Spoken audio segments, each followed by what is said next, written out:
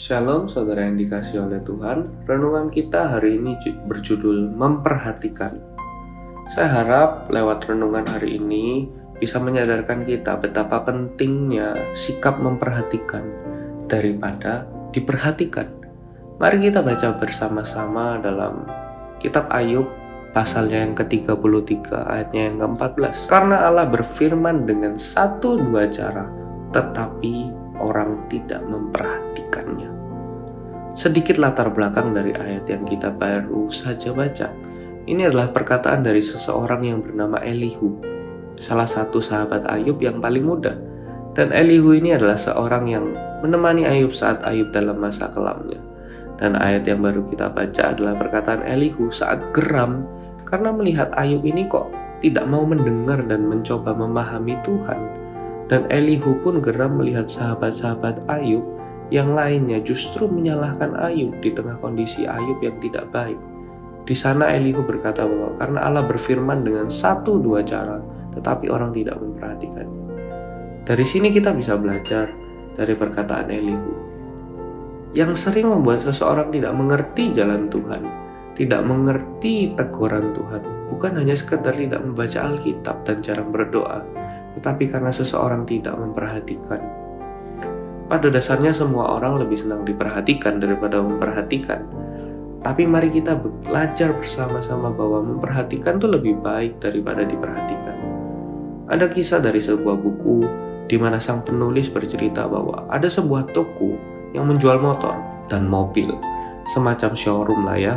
Lalu datanglah sang pembeli hendak membeli sebuah mobil dari showroom tersebut. Lalu setelah membeli dan deal, berjalanlah 1 minggu. Lalu setelah itu, sang pembeli mobil ini kembali ke showroom dengan muka cuengkel, muka marah, muka merah, berkerut. Dia datang menghampiri sang sales yang berhasil menjual mobil tersebut kepada sang pembeli. Lalu dia memarahi sang sales dengan cacian, sumpah serapah, dan perasaan kesal. Lalu karena tidak terima, sang sales pun memarahi pembeli itu kembali karena merasa barang yang ia jual adalah barang yang bagus. Dan singkat cerita, sang pembeli ingin bertemu dengan sang pemilik showroom tersebut. Dan bertemulah mereka. Lalu sang pembeli marah-marah juga pada pemilik showroom ini. Tetapi berbeda respon yang diberikan oleh sang pemilik showroom dengan sales yang tadi. Pemilik showroom ini justru mendengarkan semua keluh kesah dan amarah yang diutarakan oleh sang pembeli. Meskipun dalam hatinya ia merasa produk yang ia jual atau mobil yang ia jual adalah bagus. Tetapi ia dengan besar hati mau mendengarkan pembeli tersebut dan meminta maaf atas ketidaknyamanan sang pembeli dan berencana untuk meretur barang tersebut dan diganti dengan yang baru. Lalu tak lama dari sana, sang pembeli pun berterima kasih atas pengertian dan perhatian dari sang owner. Lalu, jelang 1 bulan kemudian, sang pembeli yang marah-marah tadi membawa 5 teman barunya untuk membeli mobil di showroom tersebut kembali dan menjadi pelanggan tetap showroom tersebut. Tidak sedikit dari kita seperti sang sales tadi, saat tidak diperhatikan, saat dimarahi, saat diomeli, saat ditegur, justru kita merasa kita tidak diperhatikan, tidak dihargai, dan membalasnya dengan amarah. Tahukah kita berapa banyak berkat yang kita lewatkan saat kita berhenti memperhatikan dan memilih untuk marah? Lewat teguran orang lain kita bisa berubah menjadi lebih baik. Lewat kemarahan orang lain kita bisa melihat apa yang tidak disukai orang lain dan belajar agar tidak diulang kembali. Dan akhirnya kita bisa memahami perasaan orang lain dan disukai oleh orang lain. Lewat masalah yang terjadi, berapa sering kita marah pada Tuhan, bukan justru memperhatikan apa yang Tuhan mau lewat masalah yang diizinkan ada di kehidupan kita. Banyak sekali berkat yang dilewatkan ketika seseorang berhenti memperhatikan. Begitu juga dengan Ayub. Jika kita melihat pasal-pasal sebelumnya, banyak hikmat yang diberikan oleh sahabat-sahabat Ayub.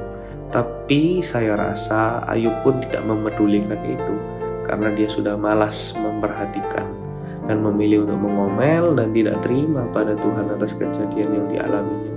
Jadi saudara, mari kita sama-sama belajar memperhatikan lebih lagi daripada diperhatikan. Saat bertemu dengan teman, keluarga, orang tua, jangan sibuk main HP, dan dengan kesenangan pribadi, jangan juga sibuk dengan membanggakan diri di hadapan orang-orang lain. Mari kita belajar merendahkan diri kita, membuang semua penghargaan dan pencapaian kita saat bertemu dengan orang lain, dan memilih untuk memperhatikan apa yang orang lain sedang rasakan, pikirkan, dan katakan. Lewat memperhatikan kita bisa menerima berkat, hikmat, pengetahuan. Tetapi jika kita lebih memilih untuk diperhatikan, yang ada kita justru akan dibenci oleh sesama kita. Karena kita suka memamerkan sesuatu yang tidak mendengarkan mereka. Tuhan Yesus memberkati.